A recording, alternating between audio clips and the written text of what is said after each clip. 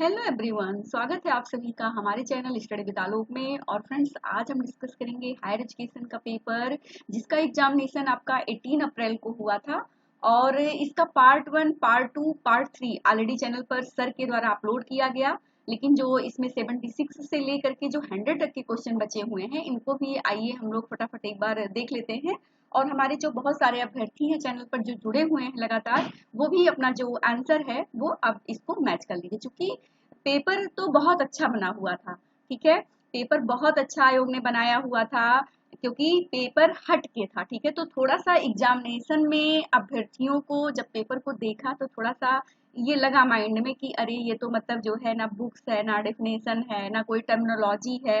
लेकिन फिर भी जब बाद में आपने अपने माइंड को सेट किया कि नहीं, पेपर जैसा कि सर कहते हैं, आपने उनकी एक लाइन याद होगी, बार बार वो कहते हैं कि देखिए अभ्यर्थियों, अगर कोई चीज टफ है तो वो सभी के लिए है। ठीक है, तो अगर मान लीजिए पेपर ऐसा बना तो वो सभी के लिए था। हाँ, पेपर में थोड़ा सा इस तरीके से पूछा था कि इसको पढ़ करके समझ करके आंसर देने वाला था, तो वहां पे थोड़ा सा टाइम की जो प्रॉब्लम थी वो सभी के साथ में हुई लास्ट में। ठीक है, तो ये सब चीजें कुछ दिक्कत हुई, लेकिन पेपर बहुत अच्छा था। यानी पेपर करने वाले लोगों ने बहुत अच्छा किया और अच्छे स्कोर भी लोगों ने किए हैं। ठीक है, संस्थान में भी 80+ जो है एस्पिरेंट्स लाए हैं नंबर। ठीक है, तो हैं, लेकिन ये है कि जैसा कि सर ने बताया है कि 65 जो 75 है, वो जो है उन अभ्यर्थियों की जो संख्या है वो ज्यादा है। जो 80+ हैं, वो ऐसे जो एस्पिरेंट्स हैं उनकी संख्या बहुत ही कम है, गिने चुने हुए लोग हैं वो। ठीक है, तो इस प्रकार से आप अगर 65 से 75 के बीच में है तो अपने आप को सिक्योर समझिए और इंटरव्यू के लिए अच्छे से लग करके तैयारी कीजिए। तो आइए, आपके स्क्रीन पर देखिए, दिख रहा है क्वेश्चन नंबर 76। यहाँ पे पूछ रहा है कि निम्नलिखित में से कौन सी स्थिति श्वेत पोष अपराध यानी कि व्हाइट कॉलर क्राइम और शक्तिशाली वर्ग के अपराधों क्राइम्स ऑफ द पावरफुल के बीच समाजशास्त्रीय अंतर को सर्वश्रेष्ठ रूप से दर्शाती है। ठीक है, तो ये सफेद पोष अपराध की बात कर रहा है, जो जिसकी अवधारणा किसने दी थी? सदरलैंड ने। ठीक है, सदरलैंड ने अमेरिका के झुग्गी झोपड़ियों का अध्ययन किया था। ठीक है, उन्होंने व्हाइट कॉलर क्राइम बुक भी लिखी हुई थी। तो यहाँ पे डिटेल्ड में पूछा है, सभी प्रश्नों को पूछा है। यानी कि डायरेक्टली जैसे पहले वही रटा रटाया, या मतलब जो चीजें बुकें या चीजें थ्योरी जो डायरेक्ट मिल जाती थी वही चीजें रहती थी पेपर में, यानी कुछ क्वेश्चन नए बनते थे। लेकिन इस बार क्या था कि एकदम पूरा पेपर उलट गया था देखा जाए तो। यानी कि पूरा थ्योरी बेस पे था, अंडरस्टैंडिंग लेवल पे पेपर था, पेपर बहुत आसान था। यानी कि देखिए, जो सर कहते हैं ना कि आपके सामने क्वेश्चन भी होगा और उसका आंसर भी होगा, तो डायरेक्ट जब आप पढ़ रहे हैं तो उसका आंसर उसी में ही है। ठीक है, लेकिन हुआ क्या कि वहां पे थोड़ा सा एक प्रेशर हो गया, और जो टाइम था वो एक पेज में एक प्रश्न दे करके रखे थे, तो उसमें थोड़ा सा दिक्कत हुई पढ़ने में, समझने में। ठीक है, तो ये इसलिए थोड़ा सा दिक्कत हुई, नहीं तो पेपर तो बहुत ही अच्छा था। पेपर बहुत लोगों ने अच्छा स्कोर भी किया है, कई सारे लोग अपने फीडबैक भी दे रहे हैं, तो पेपर बहुत अच्छा हुआ है बहुत सारे लोगों का। तो आइए मैच करते हैं हम लोग। देखिए स्क्रीन पे दिख रहा है, तो इसमें जो 76 का होगा वो आपका हो जाएगा, एक कॉर्पोरेट लेखाकार निजी लाभ के लिए कंपनी के खातों में हेर फेर करता है, जबकि एक सरकारी मंत्री सार्वजनिक नीतियों को प्रभावित करने के लिए रिश्वत को स्वीकार करता है। ठीक है, तो ऑप्शन ए में दे रहा था कि एक प्रबंधक कार्यस्थल पर कठोर अनुशासन लागू करता है, जबकि एक नौकरशाह सरकारी नीति लागू करता है। तो ये तो है नहीं कि आपका स्वयं अपराध की श्रेणी में आ रहा है कि कोई कार्यस्थल पर कठोर अनुशासन लागू कर रहा है, तो ये तो है नहीं, पहला तो है नहीं। कारखाना मजदूर कार्यस्थल से उपकरण चुराता है, जबकि एक राजनेता शांतिपूर्ण विरोध में भाग लेता है, ये भी आपका स्वयं नहीं है। एक ठेला विक्रेता कर चोरी करता है, जबकि एक व्यवसायी अंतरराष्ट्रीय व्यापार में निवेश करता है, ये भी नहीं। तो आपको पता है ना कि कॉर्पोरेट जगत में जो ये आपका घूसखोरी है, ठीक है, यानी व्यापार में जो घूसखोरी होती है, ये इसकी बात करता है ना व्हाइट कॉलर क्राइम में। तो एक कॉर्पोरेट लेखाकार निजी लाभ के लिए कंपनी के खातों में क्या कर रहा है? हेर फेर करता है, जबकि एक सरकारी मंत्री सार्वजनिक नीतियों को प्रभावित करने के लिए क्या करता है? रिश्वत को स्वीकार करता है, घूसखोरी करता है। ठीक है, तो ऑप्शन बी आपका जो है वो यहाँ पे करेक्ट आंसर हो जाएगा। चलिए आगे बढ़ते हैं। क्वेश्चन नंबर 77, लुई ड्यूमोंट की प्रसिद्ध कृति होमो हायरार्कस, ठीक है, सैद्धांतिक रूप से किस समाजशास्त्रीय परंपरा पर आधारित है? तो सभी को ये पता है, संरचनावाद पे उन्होंने वर्क किया हुआ था, तो आपका ऑप्शन ए यहाँ पे करेक्ट हो जाएगा। अगला क्वेश्चन है कि मार्टिनेली ठीक है। तो मार्टिनेली आधुनिकीकरण को सामान्य सामाजिक प्रगति जैसे पहिए के आविष्कार से कैसे अलग करते हैं, ठीक है। तो उन्होंने कैसे अलग किया, तो उन्होंने किया आधुनिकीकरण को पिछले 200 वर्षों से घटित बड़े पैमाने पर परिवर्तनों के एक विशिष्ट संयोजन के रूप में परिभाषित किया जाता है। तो ऑप्शन ए आपका राइट आंसर हो जाएगा। अगला प्रश्न है यहाँ पे कि निम्नलिखित में से कौन सा ग्रामीण क्षेत्र, ठीक है, यानी कि जो रूरल स्पेस का प्रतीकात्मक सिंबॉलिक कार्य माना जाता है वो क्या है। तो इसमें देखिए राष्ट्रीय पहचान के प्रतीक के रूप में या आधुनिक के प्रतिपक्ष के रूप में कार्य करना, ठीक है। तो ये हो जाएगा आपका, ये आपका मतलब राइट आंसर है। अगला इसमें दे रहा था कि जैव विविधता और वनस्पति प्रजातियों का संरक्षण करना, कागज निर्माण के लिए लकड़ी के जो वुड पुल्प हैं उनका उत्पादन करना, ठीक है। नवीकरणीय ऊर्जा और खनिज संसाधनों का स्रोत होना, तो नहीं ये नहीं, लेकिन जो आपका ऑप्शन ए है वो इसमें आपका करेक्ट आंसर है। राष्ट्रीय पहचान के प्रतीक के रूप में आधुनिकता के प्रतिपक्ष, ठीक है, यानी काउंटर पॉइंट के रूप में कार्य करना। तो ऑप्शन ए हमारा क्या हो जाएगा, करेक्ट आंसर हो जाएगा।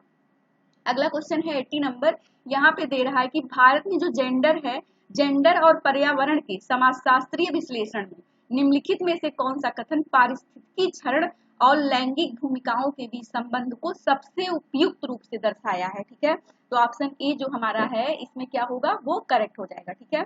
ऑप्शन ए देखिए यहाँ पे ईंधन, चारा और पानी संग्रह जैसे निर्वाह गतिविधियों में महिलाओं की निकट भागीदारी उन्हें पारिस्थितिकी क्षरण और संसाधन कमी से अधिक प्रत्यक्ष रूप से क्या करती है, प्रभावित करती है, ठीक है। तो प्रत्यक्ष रूप से प्रभावित करती है, ठीक है। तो ऑप्शन ए हमारा यहाँ पे राइट हो जाएगा, ठीक है। अगला प्रश्न है यहाँ पे कि जो है दिया गया है पद्धत शास्त्रीय साहित्य में अनुसंधान की अवधारणा के संदर्भ में निम्नलिखित कथनों पर विचार कीजिए, ठीक है। तो विचार करना है, यहाँ पे पहला दे रहा है वैज्ञानिक अनुसंधान क्या कर रहा है, जो वैज्ञानिक अनुसंधान है आपका वो सामान्य ज्ञान पर आधारित तर्क को पूरी तरह अस्वीकार करता है, ठीक है। तो आपका ये हो गया यानी कि पहला, ठीक है। और सेकंड क्या दे रहा है कि अनुसंधान को एक संगठित, व्यवस्थित और तार्किक प्रक्रिया के रूप में समझा जा सकता है जो प्रश्नों के उत्तर देने या परिकल्पनाओं की जांच करने हेतु अनुभवजन्य यानी एम्पिरिकल जानकारी पर निर्भर करती है। तो ये हो गया। तो और तीसरे में दे रहा है कि अनुसंधान की सरल दृष्टि में प्रक्रिया शोध प्रश्नों को निर्धारित करने से पहले आवश्यक डेटा के प्रकार को तय करने से प्रारंभ होती है। चौथा दे रहा है कि कुछ विद्वान जो अनुसंधान को शोध प्रश्नों के बजाय शोध समस्याओं के रूप में जो है परिभाषित करना पसंद करते हैं और इनके बीच जो है चयन शोधकर्ता पर निर्भर करता है। तो इसमें जो फ्रेंड्स आपका राइट होगा वो कौन सा होगा, वो हो जाएगा आपका ऑप्शन सेकंड और फोर्थ। सेकंड देखिए ऑप्शन थर्ड जो फर्स्ट है वो क्यों नहीं सही हो रहा है, क्योंकि वैज्ञानिक अनुसंधान जो है आपका ये पूछ रहा है कि वैज्ञानिक अनुसंधान सामान्य ज्ञान यानी कॉमन सेंस पर आधारित तर्क को पूरी तरह अस्वीकार करता है। तो पूरी तरह अस्वीकार थोड़ी करता है, स्वीकार करता है ना कॉमन सेंस को, ठीक है। तो ये आपका गलत हो गया, यानी कि ये नहीं होगा, ठीक है। अब सेकंड को देखते हैं, अनुसंधान को एक संगठित, व्यवस्थित और तार्किक प्रक्रिया के रूप में समझा जा सकता है जो प्रश्नों के उत्तर देने या परिकल्पनाओं की जांच करने हेतु अनुभवजन्य जानकारी पर निर्भर करती है। तो क्या हो गया आपका, ये सेकंड सही हो गया, ठीक है। सेकंड आपका जो है वो सही हो गया। अब इसमें थर्ड को देखेंगे, अनुसंधान की सरल दृष्टि में प्रक्रिया शोध प्रश्नों को निर्धारित करने से पहले आवश्यक डेटा के प्रकार को तय करने से प्रारंभ होती। तो फ्रेंड्स जो आवश्यक डेटा है ये बाद में लिया जाता है कि ना कि जो है शोध प्रश्नों को निर्धारित करने से पहले ही इसको हम ले लेंगे, ठीक है। तो ये भी आपका नहीं होगा। और चौथा इसमें जो हो जाएगा कि कुछ विद्वान अनुसंधान को शोध प्रश्नों के बजाय शोध समस्याओं, ठीक है, यानी कि रिसर्च प्रॉब्लम के रूप में परिभाषित करना पसंद करते हैं और इनके बीच जो चयन है शोधकर्ता पर निर्भर करता है। तो आपका जो सेकंड है और फोर्थ यही आपका सही हो जाएगा, ठीक है। ये नहीं होगा और आपका जो ये है ये नहीं होगा, ठीक है। तो आपका सेकंड और फोर्थ ये राइट हो जाएगा। चलिए आगे बढ़ते हैं अगले प्रश्न की तरफ। देखिए क्वेश्चन नंबर 82 है कि निम्नलिखित में से अपशिष्ट पूर्व उपचार, ठीक है, यानी वेस्ट प्री ट्रीटमेंट के मुख्य उद्देश्यों के रूप में किन्हें पहचाना जाता है। तो किन्हें पहचाना जाता है, तो ऑप्शन सी जो है आपका वो राइट हो जाएगा, यानी अपशिष्ट को अधिक हानि रहित बनाना या उसके भार और आयतन को कम करना। तो ऑप्शन सी हमारा राइट हो जाएगा। क्वेश्चन नंबर 83 को देखेंगे। देखिए यहाँ कथन और कारण दिया गया है, ठीक है। कथन और कारण से बहुत सारे प्रश्न बने हुए हैं। देखिए डीपी मुखर्जी ने भारतीय मार्क्सवादियों की आलोचना की, उनका दृष्टिकोण सार्वभौमिकतावादी, ठीक है। ठीक है। अगला इसका कारण दे रहा है कि इस संदर्भ में सार्वभौमिकता का अर्थ है कि सामान्य मार्क्सवादी सिद्धांत को भारतीय सामाजिक संदर्भ में कठोर रूप से लागू करना। ठीक है, तो ऑप्शन जो बी है वो हमारा राइट हो जाएगा। ए और आर दोनों सत्य है, आर ए की सही व्याख्या करता है। तो फ्रेंड्स, इस प्रकार के क्वेश्चन आपने देखा होगा जब हमने एनटीए नेट का जो 2012 से चैनल पर अपलोड किया था प्रीवियस ईयर पेपर, तो मैं कहती भी थी कि आप सभी लोग एग्जाम देने जब जाइए तो नेट के जो पेपर हैं वो लास्ट में भी मैंने बोला था जब एनटीए नेट का पेपर डिस्कस किया था कि आप लोग एक बार सॉल्व करके जाइएगा। तो जो पहले जो पार्ट 3 आता था आपका नेट में, वो देखिए कथन कारण पे ऐसे ही प्रश्न पूछा गया, यानी कि 70 प्रश्न लगभग उसमें होते थे। ठीक है, एक साथ पूछे जाते थे 70 क्वेश्चन, और जो 50 क्वेश्चन फर्स्ट पेपर में पूछे जाते थे। तो उसमें जो प्रश्न बनता था वो इसी तरीके से जैसे इसमें हायर में पेपर आया है ऐसे ही इसको डिटेल्ड में वहां पूछता था, जो आपका पार्ट 3 होता था नेट का। ठीक है, वो ऐसे ही पूछता था। तो जिन लोगों ने पेपर वगैरह सॉल्व किया था वो कथन कारण और जो ये जो आपका अंडरस्टैंडिंग लेवल वाले जो प्रश्न थे उनकी आदत थोड़ा सा पढ़ने की बनी हुई थी। ठीक है, तो इसीलिए पेपर वगैरह जो है ये आपको देख करके जाना रहता है। ठीक है, चलिए आगे बढ़ते हैं अगले प्रश्न की तरफ। अगला प्रश्न है यहाँ पे कि एमएल दुर्खीम के अनुसार वे समाज जहां श्रम विभाजन कम होता है, लोग समान प्रकार का कार्य करते हैं और समान विश्वास साझा करते हैं, वे किस प्रकार की एकता से युक्त होते हैं। ठीक है, तो यहाँ पे श्रम विभाजन कम होता है और लोग समान प्रकार का कार्य करते हैं और समान विश्वास भी साझा करते हैं। ठीक है, तो ये यांत्रिक एकता वाला समाज हो जाएगा। ठीक है, सावयवी एकता वाला नहीं, ये यांत्रिक एकता। इन्होंने दो प्रकार की एकता की बात की थी, यांत्रिक और सावयवी। तो ऑप्शन सी हमारा क्या है, ये राइट आंसर है। चलिए बढ़ते हैं आगे और देखते हैं अगले प्रश्न को। देखिए यहाँ पे प्रश्न दिया है कि भारतीय समाज को समूहों का जटिल संगठन के रूप में वर्णित किया जाता है, ना कि साधारण समूहों के मिश्रण के रूप में।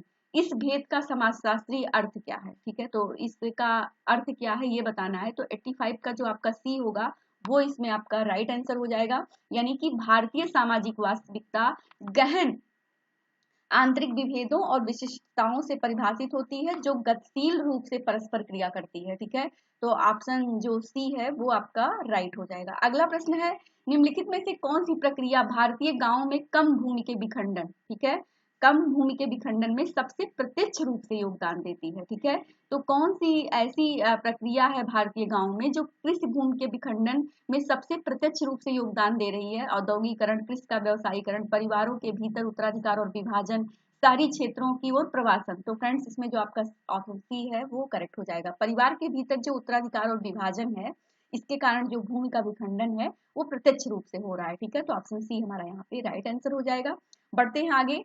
समकालीन भारत में लोकतंत्र पर चर्चाओं में नागरिक समाज यानी सिविल सोसाइटी को मुख्यतः किस रूप में समझा जाता है। ठीक है, तो किस रूप में समझा जाता है, विधायिका के भीतर कार्य करने वाले जो राजनीतिक दल है, राज्य और बाजार के बीच कार्य करने वाले संगठन और संघ हैं, केवल अनौपचारिक पारिवारिक संबंध नेटवर्क है, या राज्य द्वारा प्रत्यक्ष रूप से जो नियंत्रित संस्थाएं हैं। तो फ्रेंड्स इसका जो अप्रोप्रिएट आंसर है वो आपका ऑप्शन बी है, यानी कि राज्य और बाजार के बीच कार्य करने वाले संगठन और संघ है वो जो है नागरिक समाज को जो है दिखाते हैं। ठीक है, तो ऑप्शन बी हमारा राइट हो जाएगा।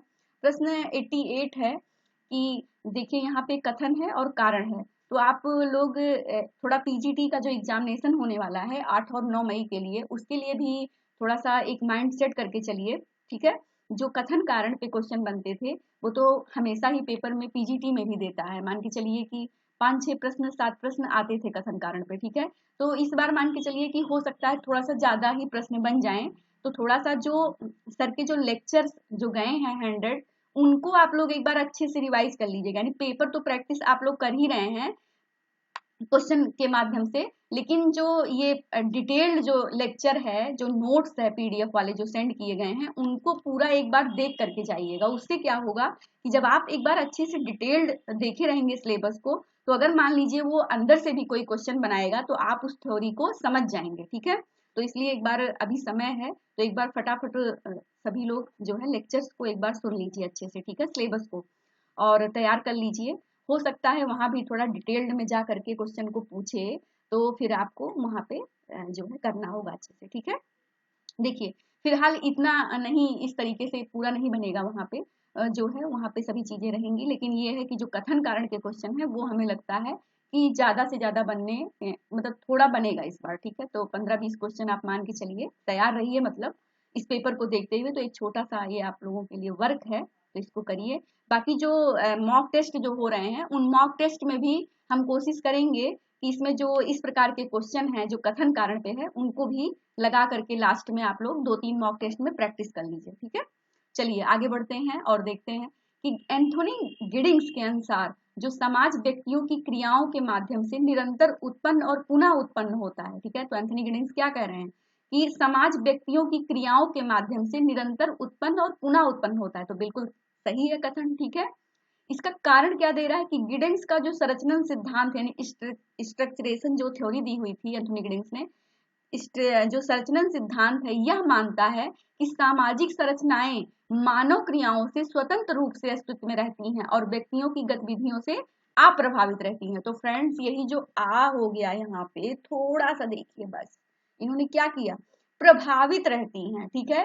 क्या रहती हैं? प्रभावित रहती हैं, लेकिन ये अप्रभावित, ठीक है। तो जल्दी में करने में क्वेश्चन हम बार बार कहते थे नहीं पे, और इस तरीके से जब भी आपने मेरा पुराना भी वीडियो देखा होगा तो मैं बार बार वहां पे आपको रोकती थी कि अप्रभावित या मतलब नहीं है, इस पे जरूर फोकस करिएगा, नहीं तो आपका आता हुआ क्वेश्चन भी फ्रेंड्स क्या होगा, वो गलत हो जाएगा, ठीक है। यानी बहुत अभ्यर्थियों का सिर्फ आ से क्वेश्चन गलत हुआ, उन्होंने पूरा सही करके जो है वो यहाँ पे ये क्वेश्चन आसानी से आपका रॉन्ग हो गया, ठीक है। तो ऑप्शन जो डी है वो करेक्ट हो गया, यानी ए सत्य है लेकिन आर क्या हो गया, वो आपका असत्य हो गया, ठीक है। बढ़ते हैं आगे और देखते हैं 89, समाजशास्त्र का सबसे उपयुक्त रूप में किसका वैज्ञानिक अध्ययन माना जाता है, ठीक है। तो जो समाजशास्त्र है वो सबसे उपयुक्त रूप में किसका वैज्ञानिक अध्ययन माना जाता है, तो यहाँ पे दे रहा केवल आर्थिक संस्थाएं, प्राकृतिक पर्यावरण और पारिस्थितिकी, सामाजिक समूह, समाज, मानव सामाजिक जीवन, व्यक्तिगत मनोवैज्ञानिक व्यवहार। तो फ्रेंड्स इसका जो आपका करेक्ट आंसर होगा वो होगा ऑप्शन सी, यानी कि सामाजिक समूह, समाज और मानव सामाजिक जो जीवन है, ठीक है, ये समाजशास्त्र का सबसे उपयुक्त रूप में वैज्ञानिक अध्ययन है, ठीक है। तो ऑप्शन सी हमारा राइट हो जाएगा। सभी ने ये सब क्वेश्चन सही किए हैं। चलिए आगे बढ़ते हैं। देखिए कथन दिया गया है और उसका कारण दिया गया है, झुग्गी बस्तियों का विस्तार तीव्र शहरीकरण से जुड़ा हुआ है, ठीक है। तो बिल्कुल सही है। कारण क्या दे रहा है कि तीव्र शहरीकरण के कारण शहरों में जो बुनियादी सुविधाओं और अवसंरचना पर दबाव कम हो जाता है और सेवाओं की पहुंच बेहतर हो जाती है। तो फ्रेंड्स क्या बेहतर हो जाती है कि बदतर हो जाती है, ठीक है। अगर मतलब झुग्गी बस्तियों का विस्तार तीव्र शहरीकरण से जुड़ा है तो ये तो आपका कथन तो सही है, लेकिन कारण में क्या दे रहा है कि तीव्र शहरीकरण के कारण शहरों में जो बुनियादी सुविधाएं और अवसंरचना पर दबाव है वो कम हो जाता है। कम नहीं हो जाता फ्रेंड्स, वो क्या हो जाएगा, वो बढ़ जाएगा, ठीक है। और सेवाओं की पहुंच बेहतर हो जाएगी, तो बेहतर नहीं होगी बल्कि क्या होगी, बदतर हो जाएगी, ठीक है। तो आपका जो ए है वो सत्य है लेकिन आर है आपका वो रॉन्ग हो गया, ठीक है। चलिए आगे बढ़ते हैं अगले प्रश्न पे और देखते हैं कि शास्त्रीय समाजशास्त्रीय विश्लेषण में प्राचीन और आधुनिक नगरों के आकार की तुलना में निम्नलिखित में से कौन सा कथन पद्धतिगत कठिनाई को सर्वाधिक उपयुक्त रूप से व्यक्त करता है, ठीक है। तो कौन सा करेगा, वो करेगा आपका ऑप्शन डी, यानी कि विश्वसनीय जनगणना, आंकड़ों की अनुपस्थित और नगर की परिभाषा की जो अस्पृश्यता है तुलना को क्या करती है, जटिल बनाती है, ठीक है।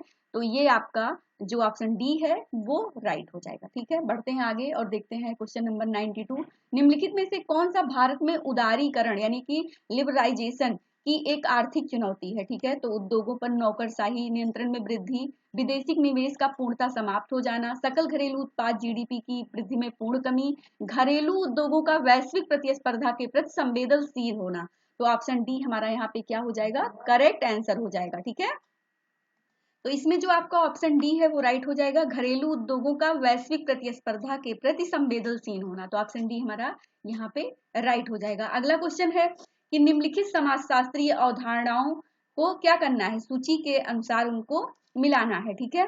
देखिए सूची है 1 और 2, जातीकरण, जनजातीयकरण, संस्कृतिकरण और विमुक्ता, ठीक है। तो ये 4 यहाँ पे दी गई हैं। और देखिए यहाँ पे दिया गया है कि बाहरी हस्तक्षेप के कारण भूमि और संस्कृति पर नियंत्रण के जो ह्रास हैं या उनसे अलगाव की स्थिति जो हो जाती है, ठीक है। तो ये है वह प्रक्रिया जिसमें जनजातीय समूह जाति की सामाजिक संरचना और पहचान को अपनाते हैं, ठीक है। निम्न जातियों या जनजातियों द्वारा उच्च जातियों के रीति रिवाज और जीवन शैली को अपनाना, वह प्रक्रिया जिसमें कुछ जातियां जनजातीय लक्षणों और सांस्कृतिक प्रथाओं को अपनाती हैं। ठीक है, तो इसमें आइए हम लोग मैच करते हैं। जातिकरण क्या है? ठीक है, जातिकरण ऑप्शन ए का सेकंड हो जाएगा, यानी कि वह प्रक्रिया जिसमें जनजातीय समूह क्या करता है, जाति की सामाजिक संरचना और पहचान को अपनाता है। बी है जनजातीयकरण, बी का हो जाएगा आपका ऑप्शन फोर्थ। ठीक है, वह प्रक्रिया जिसमें कुछ जातियां जनजातीय लक्षणों और सांस्कृतिक प्रथाओं को क्या करती हैं, अपनाती हैं। ठीक है, संस्कृतिकरण यहाँ पे आपका हो गया, जिसकी अवधारणा किसने दी है, एम.एन. श्रीनिवास ने। तो सी का हो जाएगा थर्ड। ठीक है, सी का थर्ड हो जाएगा, यानी कि जो निम्न जातियां या जनजातियां द्वारा उच्च जातियों के रीति रिवाजों और जीवन शैली को अपनाना। ठीक है, तो सी का थर्ड हो गया। विमुक्ता यानी कि एलिनेशन की बात कौन करता है, ये करते हैं आपके कार्ल मार्क्स। ठीक है, कार्ल मार्क्स करते हैं। इन्होंने क्या कहा कि बाहरी हस्तक्षेप के कारण जो भूमि और संस्कृति पर नियंत्रण के ह्रास या उनसे जो अलगाव की ही स्थिति उत्पन्न हो जाती है। ठीक है, तो ये आपका हो गया डी का 1। ठीक है, तो इस प्रकार से आपका जो ऑप्शन बी है वो यहाँ पे आपका राइट आंसर हो जाएगा। बढ़ते हैं आगे और देखते हैं क्वेश्चन नंबर 94। भूमि का प्राकृतिक वनस्पति से कृषि उपयोग में परिवर्तन किस रूप में माना जाता है? तो सही विकल्प बताना है। जो भूमि का प्राकृतिक वनस्पति से कृषि उपयोग में परिवर्तन किस रूप में माना जाता है, तो ये माना जाता है शहरी विकास की प्रक्रिया में एक पूर्ववर्ती चरण। तो ऑप्शन ए हमारा यहाँ पे राइट हो जाएगा। क्वेश्चन नंबर 95 है, यहाँ पे देखिए आईसीटी से क्वेश्चन पूछा है। आईसीटी आधारित नेटवर्क समाज के उद्भव के संदर्भ में निम्नलिखित कथनों पर विचार कीजिए। तो नेटवर्क सोसाइटी की बात कौन करता है, मैनुअल कैस्टल्स ने किया हुआ है। ठीक है, इसका जो लेक्चर वगैरह था वो चैनल पर अपलोड किया गया था, क्वेश्चन भी करवाए गए थे। यहाँ पे देखिए पूछा गया है कि नेटवर्क समाज में शासन का ध्यान कठोर पदानुक्रमीय नियंत्रण के बजाय सूचना के प्रवाह, कनेक्टिविटी और भागीदारी के प्रबंधन पर अधिक जो है केंद्रित होता है। ठीक है, ये हो गया। थर्ड जो है सेकंड क्या कह रहा है कि औद्योगिक युग में विकसित तर्क संगत नौकरशाही मॉडल नेटवर्क समाज की संगठनात्मक आवश्यकताओं के साथ पूर्णतः संगत है। ये हो गया। और फिर जो थर्ड कह रहा है वो कह रहा है कि सार्वजनिक क्षेत्र में बहुस्तरीय और अंतःक्रियात्मक नेटवर्क के प्रसार से आधुनिक राज्य की संरचना और कार्य प्रणाली में परिवर्तन होता है। तो ये भी होता है। थर्ड इसमें जो फोर्थ कह रहा है वो ये कह रहा है कि आईसीटी आधारित नेटवर्किंग का प्रभाव मुख्यतः केवल लोक प्रशासन तक सीमित है और अन्य सामाजिक संस्थाओं पर इसका न्यूनतम प्रभाव। तो फ्रेंड्स ये नहीं होगा। ठीक है, जो फोर्थ है आईसीटी आधारित नेटवर्किंग का जो प्रभाव है मुख्यतः केवल लोक प्रशासन तक सीमित है, नहीं, इसका ब्रॉड लेवल पर ये है और जो अन्य सामाजिक संस्थाएं हैं उस पर भी इसका पूर्ण रूप से प्रभाव है, ना कि न्यूनतम प्रभाव है। ठीक है, तो इसमें जो आपका सही होगा वो होगा फर्स्ट, सेकेंड और थर्ड। ये तीनों सही हो जाएंगे और तीनों आपके ऑप्शन डी में है। तो आपका जो ऑप्शन डी है वो राइट आंसर हो जाएगा। बढ़ते हैं आगे। क्वेश्चन देखिए 96 देखिए दे रहा है कि निम्नलिखित में से कौन सा कथन ऐतिहासिक शोध विधि यानी कि जो हिस्टोरिकल मेथड है वो सर्वोत्तम वर्णन करता है। तो कौन करता है इसमें, एक शोध पद्धति जो प्रयोगशाला प्रयोगों के माध्यम से वर्तमान व्यवहार का अध्ययन करती है, एक शोध विधि जो केवल क्षेत्रीय अवलोकन के माध्यम से परिकल्पनाओं के विकास पर केंद्रित होती है, एक विधि जो मात्रात्मक तकनीकों का उपयोग करके निर्णय निर्माण समस्याओं का अध्ययन करती है। डी में कह रहा है कि एक विधि जो दस्तावेजों और ऐतिहासिक, ठीक है, तो ऐतिहासिक क्या हो गया, ऐतिहासिक अवशेष जैसे स्रोत का उपयोग करके भूतकालीन, ठीक है, यानी हिस्टोरिकल जो आपकी घटनाएं हैं, विचार या दर्शन को अध्ययन करती है। तो फ्रेंड बहुत ही आसान है। ठीक है, आपका ऑप्शन डी राइट आंसर हो गया। अगला क्वेश्चन है ज्ञान के उत्पादन, ठीक है, नॉलेज ऑफ प्रोडक्शन के संदर्भ में गुणात्मक पद्धतियां जो क्वालिटेटिव मेथड की बात हो रही है, शोधकर्ता के जो दृष्टिकोण है, ठीक है, यानी स्टैंड पॉइंट को क्या विशिष्ट भूमिका प्रदान करती है। ठीक है, तो ये जो है शोधकर्ता को का दृष्टिकोण शोध प्रक्रिया की पुनरावृत्ति प्रकृति के मुकाबले गौण होता है। शोधकर्ता का दृष्टिकोण केवल शोध विषय के प्रारंभिक चयन के दौरान ही प्रासंगिक होता है, ऐसा नहीं है। शोधकर्ता का दृष्टिकोण पक्षपात का स्रोत माना जाता है जिसे निष्पक्षता प्राप्त करने के लिए समाप्त करना आवश्यक है, नहीं। शोधकर्ता का जो दृष्टिकोण ज्ञान की खोज और उत्पादन का एक अभिन्न अंग होता है। ठीक है, तो ऑप्शन सी हमारा यहाँ पे राइट हो जाएगा। अगला क्वेश्चन है 98 नंबर। यहाँ पे देखिए कथन दिया गया है, उसका कारण है अपराध शास्त्र यानी कि जो क्रिमिनोलॉजी है, ठीक है, नारीवाद दृष्टिकोण 20वीं शताब्दी के प्रारंभिक अपराध, ठीक है, यानी डेलिक्वेंसी सिद्धांतों के विकास में केंद्रीय थे, ये कथन आपका कह रहा है। उसका कारण है वो दे रहा है कि 1970 के दशक में इस अनुशासन में लैंगिक दृष्टिकोण शामिल होने तक अपराध शास्त्र में जो लिंग जेंडर को काफी हद तक नजरअंदाज किया गया था। तो ए और आर दोनों सही है और सही व्याख्या भी है, ठीक है। तो ऑप्शन ए हमारा राइट हो जाएगा। क्वेश्चन नंबर 99 है यहाँ पे कि निम्नलिखित में से किसे एम.एन. श्रीनिवास ने एक आर्थिक अवसर के रूप में पहचाना है जिसे जाति व्यवस्था की संरचना को प्रभावित किया। तो एम.एन. श्रीनिवास ने आर्थिक अवसर के रूप में पहचाना है जिसे जाति व्यवस्था की संरचना को प्रभावित किया। तो उद्योगों, नगरों और नए परिवहन नेटवर्क का विकास, मिशनरी द्वारा संचालित शैक्षिक पहलों का स्वीकार, निम्न जातियों में साक्षरता दर में कमी, कृषि भूमि का सामंती जागीरों में एकीकरण। तो फ्रेंड्स का राइट ऑप्शन ए हो जाएगा, उद्योगों, नगरों और नए परिवहन जो नेटवर्क का विकास। तो ऑप्शन ए राइट हो जाएगा। क्वेश्चन नंबर 100 और इस पेपर का लास्ट क्वेश्चन है ये 100 नंबर। आइए इसको भी हम लोग देखते हैं और आप लोग अपने जो आंसर है उनको मैच कर लीजिएगा। देखिए नीचे दो कथन हैं जिनमें से एक को अभिजन तथा दूसरे को कारण कहा गया। अब देखिए ये भी अभिकथन है। कथन ए कह रहा है कि वैश्वीकरण यानी ग्लोबलाइजेशन के भौतिकवादी, ठीक है, दृष्टिकोण में पूंजीवाद और प्रौद्योगिकी को प्रमुख वस्तुनिष्ठ प्रेरक शक्तियों के रूप में माना जाता है, ठीक है। तो सही है। कारण दे रहा है कि आदर्शवादी, ठीक है, आइडियलिस्टिक जो दृष्टिकोण सूचना, ज्ञान और विचार प्रणालियों को इस प्रक्रिया के प्रमुख प्रेरक तत्वों के रूप में महत्व देता है। तो इसका कारण भी सही है। तो ऑप्शन जो ए है और आर दोनों सही है और आर ए का क्या है, सही स्पष्टीकरण भी है। तो फ्रेंड्स ये आपके 100 क्वेश्चन जो एडीबीटी 51 री एग्जामिनेशन हुआ वो यहाँ पर आपका कंप्लीट हो गया, सोशियोलॉजी वाला भी पार्ट। तो आप सभी लोग अपने मैच कर लीजिए और डिस्क्रिप्शन बॉक्स या कमेंट बॉक्स में आप अपने जो स्कोर हैं उनको भी शेयर कर सकते हैं, ठीक है। और सभी को ढेर सारी शुभकामनाएं। All the best.